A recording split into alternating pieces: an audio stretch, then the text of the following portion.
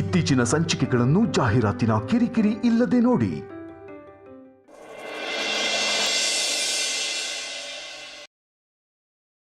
ಸುಹಾಸಿನಿ, ನಾನು ಹೊರಡ್ತೀನಿ, ಲೇಟ್ ಆಗ್ತಾ ಇದೆ. ಸರಿ, ಬೇಗ ಬಂದ್ಬಿಡು. ನಿನ್ನ ಫ್ರೆಂಡ್ಸ್ ಎಲ್ಲ ಹೇಳಿದ್ರು ಅಂತ ಲೇಟ್ ಮಾಡಬೇಡ. ಸರಿ, ಬರ್ತೀನಿ.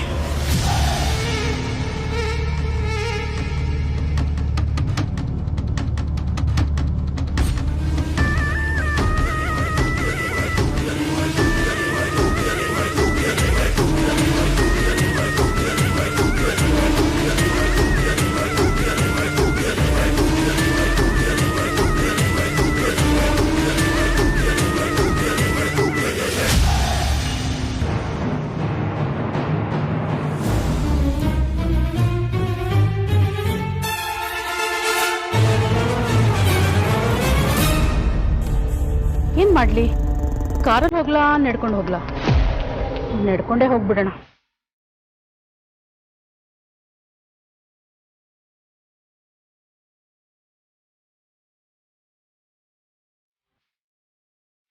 ಚೂರು ಕಾರಲ್ಲೇ ಹೋಗ್ಬೋದಿತ್ತಲ್ಲ, ನಡ್ಕೊಂಡು ಯಾಕೆ ಹೋಗ್ತಿದ್ದಾರೆ? ಇಲ್ಲ, ಇಲ್ಲೇನೋ ನಡೀತಿದೆ, ನಾನು ಕಂಡು ಹಿಡಿಲೇಬೇಕು.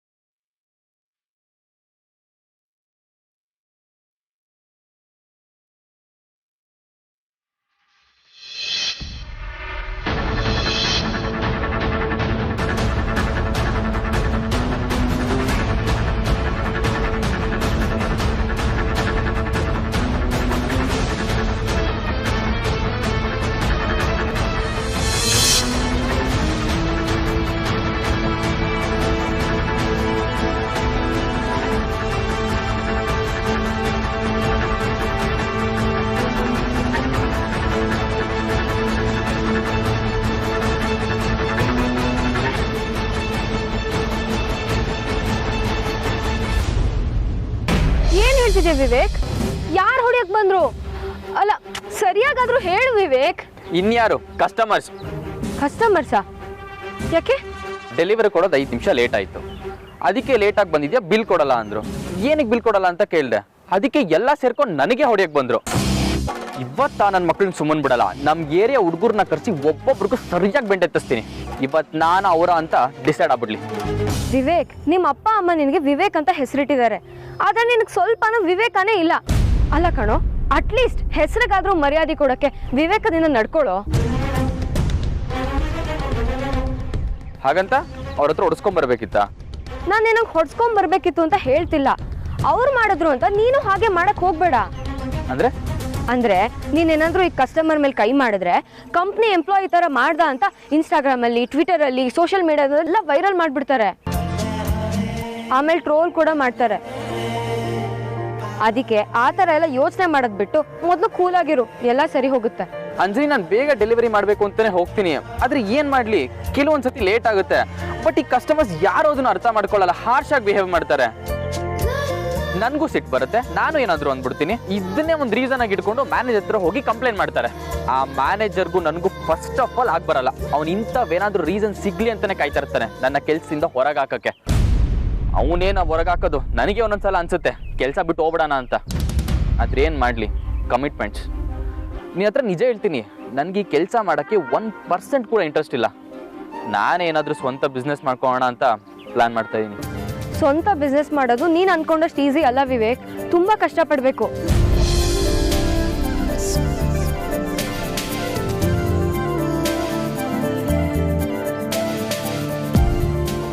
ಬಾ, ನೀವ್ ಹೇಳ್ತಿರೋದ್ ಕೇಳ್ತಿದ್ರೆ ಹಿಂಗೆಲ್ಲ ಇದೆಯಾ ಅಂತ ಅನ್ನಿಸ್ತಿದೆ.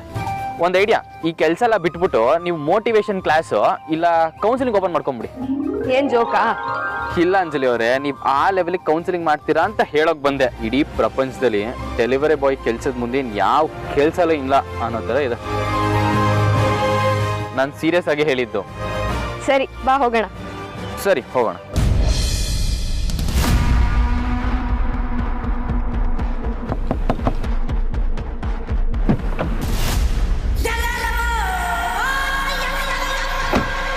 ತೇಜಸ್, ಹೇಗಿದೆಯೋ? ಪೊಲೀಸ್ನವ್ರು ಹುಡುಕ್ತಿದ್ದಾರೆ ಅಂತ ಟೆನ್ಷನ್ ಮಾಡ್ಕೊಂಡಿದ್ಯಂತೆ. ಟೆನ್ಷನ್ ಮಾಡ್ಕೋಬೇಡ, ನಿನಗೇನೂ ಆಗೋದಿಲ್ಲ.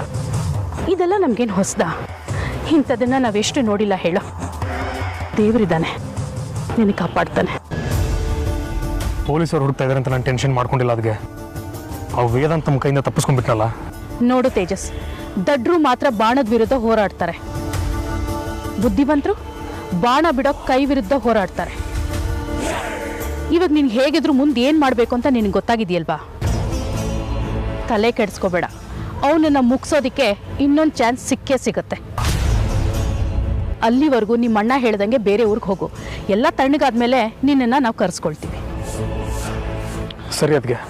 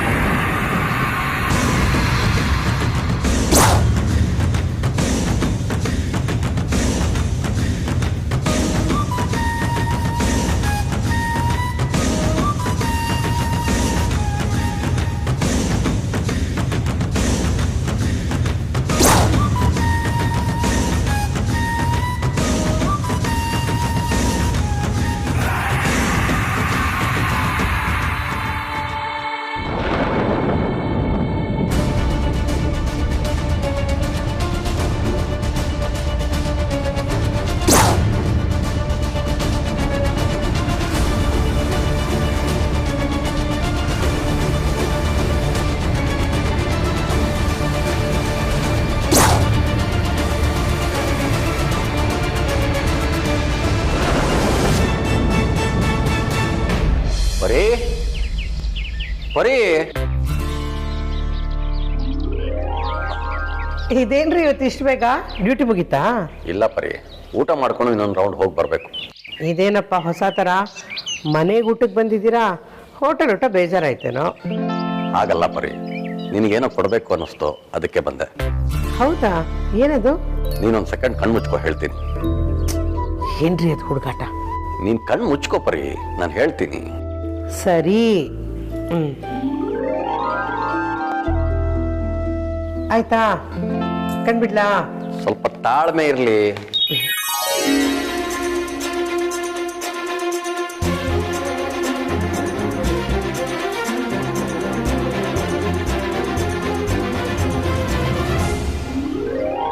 ಈಗ ಕಣ್ಬಿಡು.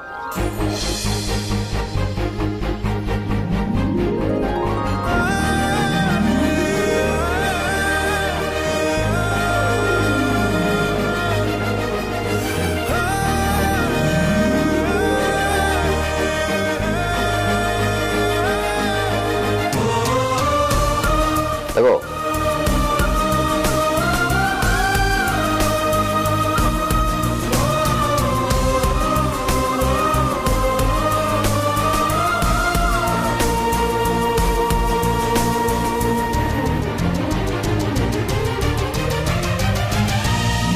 ಏನ್ರಿ ಇಷ್ಟೊಂದು ದುಡ್ಡಿದೆ? ಸಂಬಳ ಬಂತ? ಆ ಪರಿ, ಇದು ನನ್ನ ಮೊದಲನೇ ಸಂಬಳ. ರೀ, ಇದರಲ್ಲಿ 40,000 ಇದೆ.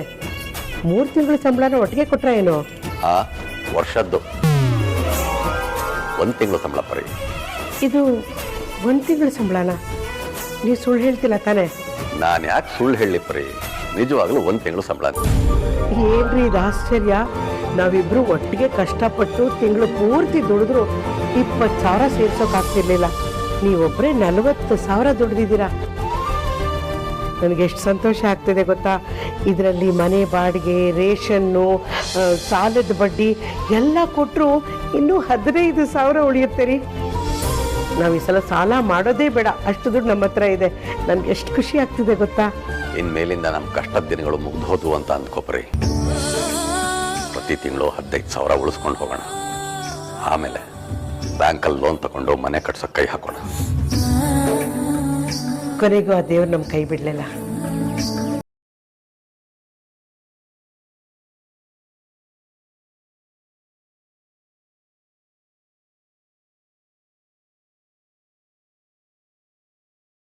ಇವರು ದೇವಸ್ಥಾನಕ್ಕೆ ಹೋಗ್ತೀನಿ ಅಂತ ಸುಳ್ಳು ಹೇಳ್ಕೊಂಡು ಇವನ್ನ ಮೀಟ್ ಮಾಡಕ್ ಬಂದಿದ್ದಾರಾ?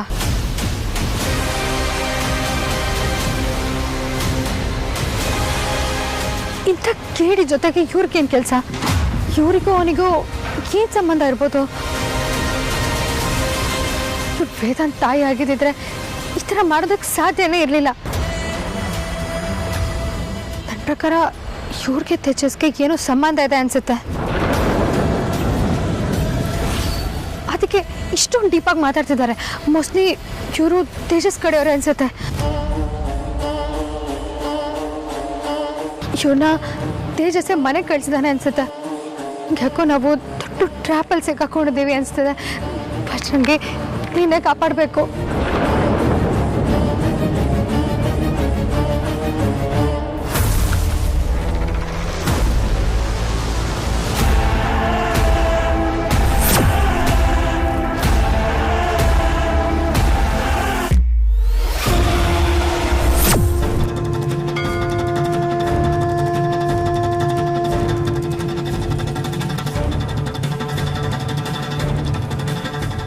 ಇಲ್ಲ, ಇವ್ರನ್ನ ಮಾತ್ರ ಸುಮ್ಮನೆ ಬಿಡಲ್ಲ.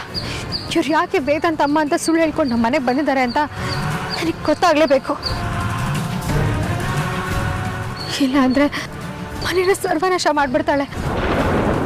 ಏನು ಮಾಡುತ್ತೀಗ? ವಿಡಿಯೋ ಮಾಡ್ಕೋತೀನಿ.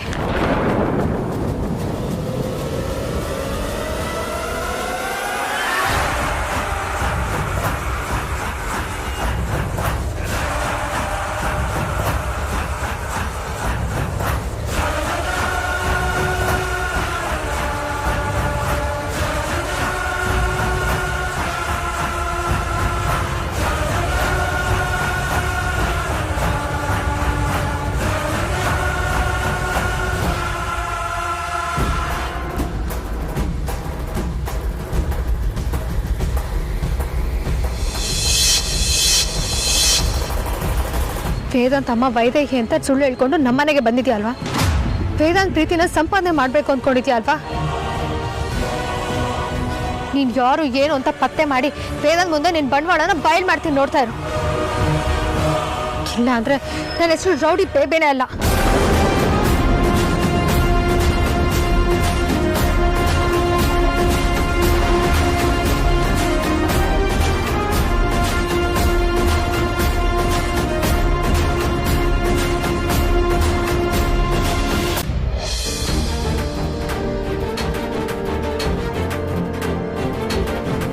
ನಮ್ಮಲ್ಲಿ ಸಾಕಷ್ಟು ಜನ ಅನಕ್ಷರಸ್ಥ ಮಕ್ಕಳಿದ್ದಾರೆ.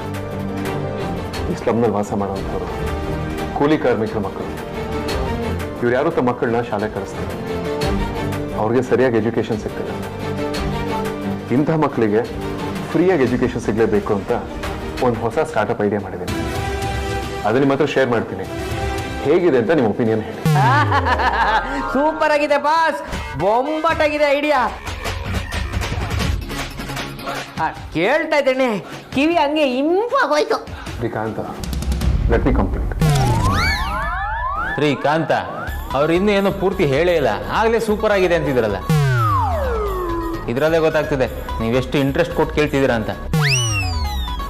ವೇದಾಂತ್, ನೀವು ಕಂಟಿನ್ಯೂ ಮಾಡಿ. ಎಲ್ಲೆಲ್ಲಿ ಶಿಕ್ಷಣದಿಂದ ವಂಚಿತರಾಗಿರೋ ಮಕ್ಕಳಿರ್ತಾರೆ, ಅವರಿದ್ದಲ್ಲಿ LED ಬೋರ್ಡ್ಗಳಿರೋ ಆಟೋಗಳನ್ನ ಕಳಿಸಿ ಅಲ್ಲೇ ಟೀಚ್ ಮಾಡಬೇಕು. And one more thing sir, ಪಾಠ ಕೇಳಿಸ್ಕೊಳ್ಳೋಕ್ಕೆ ಬರುವಂಥ ಮಕ್ಕಳಿಗೆ ಫ್ರೀಯಾಗಿ ಊಟ ಕೊಡ್ತೀವಿ, ಬಟ್ಟೆ ಕೊಡ್ತೀವಿ ಅಂತ ಅನೌನ್ಸ್ ಮಾಡಿ. ಅನೌನ್ಸ್ ಮಾಡಿದ ತಕ್ಕನಂತೆ ನಡ್ಕೊಳ್ಬೇಕು. ವೇದಾಂತ್, ನಿಮ್ಮ ಉದ್ದೇಶ ಏನು ಅಂತ ನನಗೆ ಅರ್ಥ ಆಗಲಿಲ್ಲ. ಹಾಗೇನಾದರೂ ಹೆಲ್ಪ್ ಮಾಡಬೇಕು ಅಂತಿದ್ರೆ ಬೇರೆ ರೀತಿ ಏನಾದ್ರು ಮಾಡ್ಬೋದಲ್ಲ? ಸರ್ತಕ್ಕೆ ಬೇರೆ ಥರ ಸಹಾಯ ಮಾಡಬೇಕು ಅಂತಂದರೆ ದುಡ್ಡು ಕೊಡಬೇಕಾಗತ್ತಷ್ಟೆ. ಆ್ಯಂಡ್ ಪರ್ಸ್ನಲಿ ನನಗೆ ದುಡ್ಡನ್ನು ಕೊಟ್ಟು ಎಂಕರೇಜ್ ಮಾಡೋದು it's not a good idea. And more over, ದುಡ್ಡು ಖರ್ಚಾಗ್ಬಿಡುತ್ತೆ, ಆದರೆ ವಿದ್ಯೆ ಆಗಲ್ಲ. ಬಳಸಿದಷ್ಟು ಹೆಚ್ಚಾಗುತ್ತೆ. ಆ್ಯಂಡ್ ಅದನ್ನು ಯಾರೂ ಕದಿಯೋದಕ್ಕೂ ಆಗಲ್ಲ. ಮಕ್ಕಳಿಗೆ ಪಠ್ಯ ಪುಸ್ತಕನ ತಂದುಕೊಡೋ ತಂದೆ ನಿಜವಾಗ್ಲೂ ಬುದ್ಧಿವಂತ. ಅದನ್ನು ಬಿಟ್ಟು ಮಕ್ಕಳಿಗೋಸ್ಕರ ಪ್ರಾಪರ್ಟಿ ಮಾಡ್ತೀನಿ ಅಂತ ಓಡಾಡಿಕೊಂಡು ಎಜುಕೇಷನ್ ನೆಗ್ಲೆಕ್ಟ್ ಮಾಡ್ತಾರಲ್ಲ, it's a very bad. Good idea Vedant, ನಿಮ್ಮ ಇಂಟೆನ್ಷನ್ ತುಂಬ ಚೆನ್ನಾಗಿದೆ. ನೀವು ಹೇಳಿದಾಗೆ ಈ ದುಡ್ಡು ಕೊಡೋದು, ಊಟ ಕೊಡಿಸೋದು ಎಲ್ಲ ಗ್ರೇಟ್ ಅಲ್ಲ, ಪುಸ್ತಕ ಕೊಡಿಸಿ ವಿದ್ಯೆ ಕಲಿಸೋದು ತುಂಬ ಗ್ರೇಟ್. ಇದನ್ನ ಆದಷ್ಟು ಬೇಗ ಕಾರ್ಯರೂಪಕ್ಕೆ ತಂದೆ ನಾವು ನಿಮ್ಮ ಜೊತೆ ಇದ್ದೀವಿ.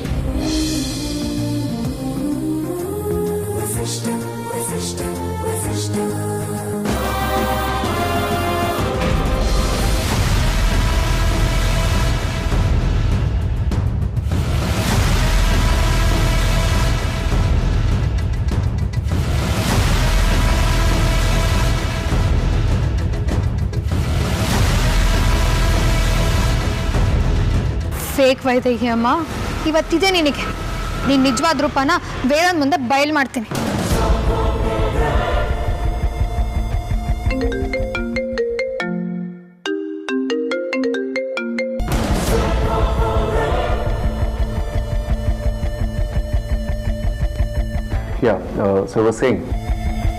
ಈ ಥರದ ಯೋಜನೆಗಳನ್ನ ಇಂಪ್ಲಿಮೆಂಟ್ ಮಾಡೋದಕ್ಕೆ ಸರ್ಕಾರ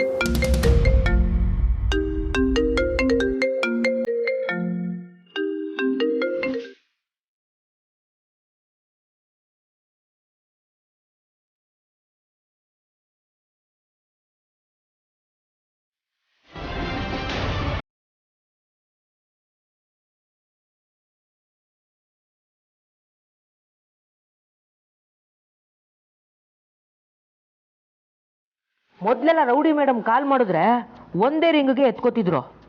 ಈಗ ಎರಡೆರಡು ಸಲ ಮಾಡಿದ್ರು ರಿಸೀವ್ ಮಾಡ್ತಿಲ್ಲ. ಏನ್ ಜಗಳ ಮಾಡ್ಕೊಂಡಿರ್ಬೋದಾ?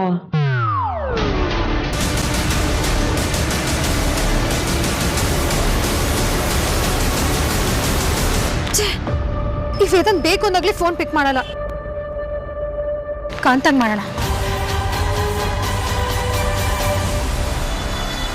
ನಮ್ಮ ಐಡಿಯಾಸ್ಗಳನ್ನ ಇಂಪ್ಲಿಮೆಂಟ್ ಮಾಡೋದಕ್ಕೆ ಗವರ್ಮೆಂಟ್ ಇಂದ ನಾವೇನೇನು ಸಹಾಯ ತಗೊಳ್ಬೋದು ಅದನ್ನು ಕೂಡ ನಾವು ಪ್ಲಾನ್ ಮಾಡೋಣ. ಅಂಡ್ ಈ ತರ ವಿಚಾರಗಳಿಗೆ ಸರ್ಕಾರ ಖಂಡಿತ. ಬಾಸ್, ರೌಡಿ ಮೇಡಮ್ ಕಾಲ್ ಮಾಡ್ತಾ ಇದ್ದಾರೆ. ಪ್ರೆಸೆಂಟೇಷನ್ ಕೊಡ್ತಿರೋದನ್ನ ನೋಡ್ತಿದ್ದೀರ ತಾನೆ? ಹೋಗಿ ಆಚೆ ಮಾತಾಡ್ಕೊಡ್ರಿ.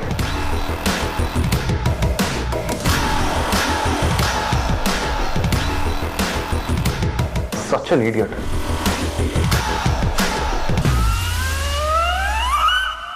ಏನ್ ಮಾಡೋದಪ್ಪ, ಮಾತಾಡಿದ್ರು ಕಷ್ಟ, ಮಾತಾಡದೇ ಇದ್ರು ಕಷ್ಟ. ಮಾತಾಡ್ಬಿಡೋಣ.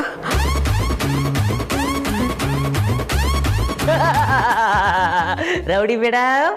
ಹಲೋ, ಯಾಕ್ರಿ ನಿಮ್ಮ ಬಾಸ್ ಫೋನ್ ತೆಗಿತಿಲ್ಲ? ಏನ್ ಬಂದಿದೆ ಅಂತ ದೊಡ್ಡ ರೋಗ? ನಿಮ್ ಗಂಡನ ಬಗ್ಗೆ ನನಗಿಂತ ಚೆನ್ನಾಗಿ ನಿಮ್ಗೆ ಗೊತ್ತಿರ್ಬೇಕಲ್ವಾ ಮೇಡಮ್? ನಾನು ಅರ್ಜೆಂಟ್ ಒಂದ್ ಜೊತೆ ಮಾತಾಡ್ಬೇಕು, ಫೋನ್ ಕೊಡಿ. ಫೋನ್ ಕೊಡ್ಬೇಕಾ? ಒಂದ್ ನಿಮಿಷ ಮೇಡಮ್.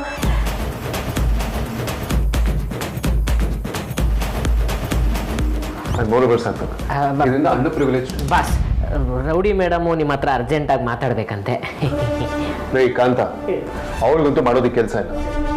ಕೆಲ್ಸದ ಟೈಮಲ್ಲಿ ಏನ್ ಮಾತಾಡ್ಬೇಕು ಏನ್ ಮಾತಾಡ್ಬಾರ್ದು ಅನ್ನೋ ಜ್ಞಾನ ಇಲ್ಲ ನಿಮ್ಗೆ. ಅವಳು ಮೊಳೆ ಹೊಡೆಯೋದಕ್ಕೆ ಸರಿಯಾಗಿದ್ದಾಳೆ. ಹೋಗಿ ನೀವೇ ಓಡಿಸ್ಕೊ, ಹೋಗಿ ಹೋಗ್ರಿ.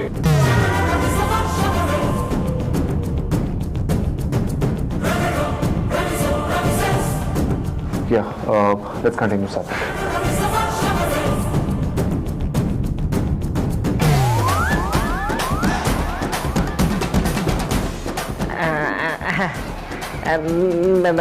ಮೇಡಮ್, ಅದು ಬಾಸು ತುಂಬ ಬ್ಯುಸಿ ಇದ್ದಾರೆ, ಅದಕ್ಕೆ ಅವರು ಆಮೇಲೆ ಮಾತಾಡ್ತಾರಂತೆ.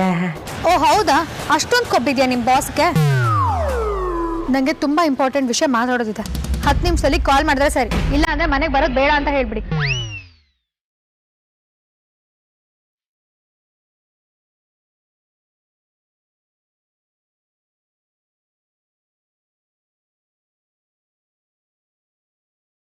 ಮಾಡಿರೋ ಫೋನ್ ಕೊಡಕ್ಕೆ ಹೋದ್ರೇನೆ ಅಂತ ಉಗಿದು ಓಡಿಸಿದ್ರು. ಇನ್ನು ನೀವೇ ಮಾಡಬೇಕು ಅಂದರೆ ನಾನು ನಿನ್ನ ಏನು ಗತಿ ಕಾಣಿಸ್ತಾರೋ ಏನೋ. ದೇವ್ರೆ, ನೀನೇ ಕಾಪಾಡಬೇಕಪ್ಪ. ಸರಿ, ಆದಷ್ಟು ಬೇಗ ಕಳಿಸೋ ವ್ಯವಸ್ಥೆ ಮಾಡ್ತೀನಿ. ಚಂದ್ರ,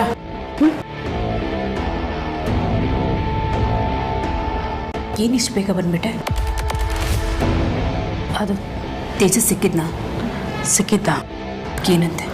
ಪಾಪ, ಅವನನ್ನ ಪೊಲೀಸ್ನವ್ರು ಹುಡುಕ್ತಿದಾರಂತೆ. ಓ, ಅತ್ತೆ ನಿಮ್ಮ ಫ್ರೆಂಡ್ಸ್ ಎಲ್ಲ ಮೀಟ್ ಮಾಡ್ಕೊಂಡು ಇಷ್ಟು ಬೇಗ ಬಂದ್ಬಿಟ್ರಾ? ಹೇಗಿದೆ ನಿಮ್ಮ ಫ್ರೆಂಡ್ಸ್ ಎಲ್ಲ? ಏನಂತ ಮಾತಾಡಿದ್ರಿ? ಏಯ್, ನಾನು ಎಲ್ಲಾದ್ರೂ ಹೋಗ್ತೀನಿ, ದೇವಸ್ಥಾನಕ್ಕಾದ್ರೂ ಹೋಗ್ತೀನಿ, ಆಶ್ರಮಕ್ಕಾದ್ರೂ ಹೋಗ್ತೀನಿ, ಅದನ್ನೆಲ್ಲ ಕೇಳಕ್ಕೆ ನೀನ್ ಯಾವಳೆ? ನೀವು ಎಲ್ಲಾದ್ರೂ ಹೋಗಿ ಏನಾದರೂ ಮಾಡಿ, ಆದರೆ ತೀರಾ ಕ್ರಿಮಿನಲ್ಸ್ನ ಮೀಟ್ ಮಾಡೋದಕ್ಕೆ ಹೋಗಬಾರ್ದು ಅನ್ನೋದಷ್ಟೇ ನನ್ನ ಕನ್ಸರ್ನ್.